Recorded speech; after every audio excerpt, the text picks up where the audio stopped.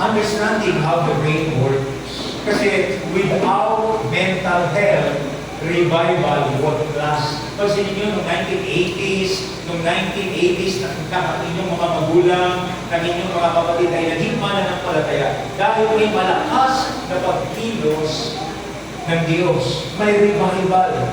Kaya lang, without mental health, revival won't last. Many revivals are very short-lived because we don't have the capacity upang ito ay lahanan at ipamumuhay. Kaya sabi ng Romans chapter 12, makikita natin sa Romans chapter 12, sabi, mag-iba na kayo at magbago ng isip. Amen? Revival won't come kapag wala tayo change life. Amen? Pag walang change life, kaya we need to change even our mind. Sabi rito, we must put our life at the altar. Hello, listen po. Sige, mga bata, kung ayaw kong makinig, lagay nyo na sa playground yan sila. Kasi mahalaga po ito. Hindi nyo po ako laging kasama. Pansinin nyo po, sandali lang po. Kahit makuha nyo lang po. Ano ang kinakain ng baka? Ano kinakain ng baka? Ano kinakain ng baka? Pero pansinin nyo, kinag-aagawa ng mga tao ang gatas. Amen? Pansinin nyo po, dahil mayroong kapangyarihan, mayroong himalang nangyari sa tiyan ng baka, kaya nag-produce ito ng gatas. Milk and honey. Kaya sa buhay natin, kapag tayo kumain ng salita ng Diyos, minsan, magpuproduce din tayo ng milk. Spiritually. Gaganda ang buhay natin. Kaya maraming tao po, handog pa rin sa kalalagayan. Salamat wala rito. Pero kung ang ating pakikigaw maigit, marami pong tao na po, maging mananampalataya, ay naroon pa rin sa kalalagayan na nakakabaga. Amen. Without the help of people, hindi sila makakatayo. Pero gusto ng Diyos, kaya sabi ng Matthew 4:4, hindi lamang sa tinapay na bumuhay ang tao, kundi sa bawat salita na namumutawid sa bibig ng Diyos. So we need to eat the Word of God. Hindi, kailangan natin ito na po talagang namnamin spiritually. Kailangan po ito mauna sa ating mga buhay ang salita ng Diyos. Ayan. Po. Kaya stay ko lang po kayo dyan. Unahin natin ang salita ng Diyos. Yung mga karal natin sa ospital, gusto niya tumayo. Sabi niya, mamaya na ako magpapadala sa ospital. Pero kailangan na, nakita natin, kailangan na. Baka lalo pang lumala. Amen.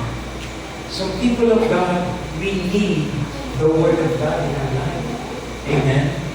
This is important.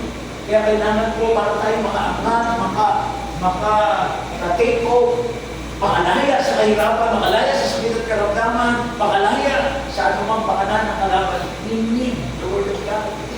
Sige nyo, imagine, yung baka, dahil sa nakakain niya ng damo, pero kayo ayaw na kumain ng damo, right? Pero yung baka kasi niya kumain lang siya na kumain ng damo. Dahil may hirap yan, may himalang nangyari sa kanyang tiyan. Nakapangyarihan ng Diyos, nag-produce siya ng milk na pinag-aagawan. Dahil ang daming napuproduce, ang daming ginagawa sa milk, keso, yogurt, ang dami pa. Kasi buhay natin hindi tayo makapag-produce ng milk because we don't eat the Word of God. We need to eat the Word of God in our life. So people of God, sabi rito, sa buhay natin, spiritual warfare happen in our brain. Ayan. Diba? Itong teaching ito medyo pang smart. Alam ko naman, smart kayo. Diba? Sabi rito, the conscious and subconscious mind. Amen? The conscious and the subconscious mind. The conscious mind handle logic, reasoning, language, decision making. Ayan. But, in our mind, 5% lang yan. 5% lang ang logic, reasoning, language, and decision making. 5% lang po yan. Ang mas maraming porsyento sa ating buhay, sa ating isipan, sa ating mind ay yung nasa subconscious mind. The subconscious mind handle reflect, action, long-term memory, emotional responses, deep-seated belief and behavior, creativity, and imagination. Ayan.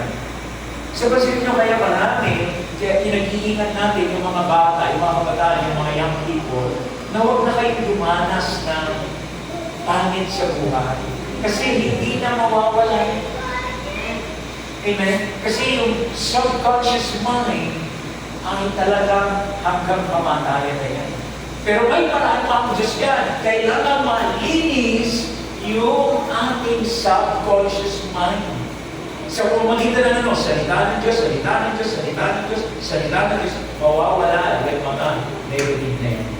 And people of God, when we are attacked and surround, kung tayo ay napapaligiran ng negative, tayo napapaligiran na hindi maganda sa sitwasyon sa buhay natin, we need to speak positive. We need to speak positive. Amen po ba? Pag wala kang pera, amen po ba? Amen, sahod ka hamon ba? Tapos wala nang natira. Amen po ba?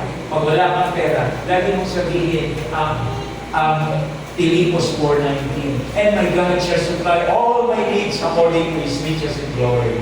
Speak, and my God shall supply all my needs according to His riches and glory. And by the way, that words of God, ang salita ng Diyos na yun ay para yun sa mga mananampalataya. Alam niyo ba, pati mga unbeliever, tinignan yun? And do you think it will work? No.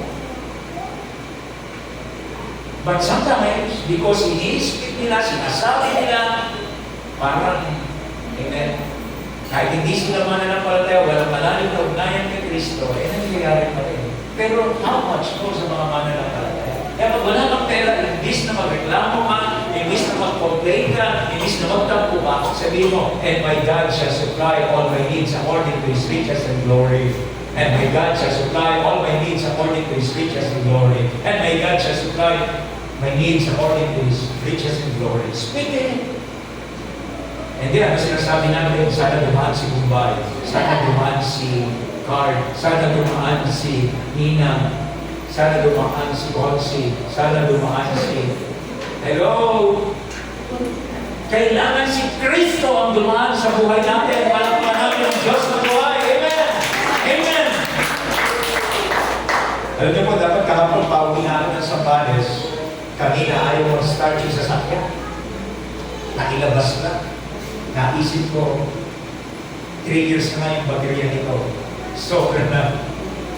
Amen. So people of God, sarap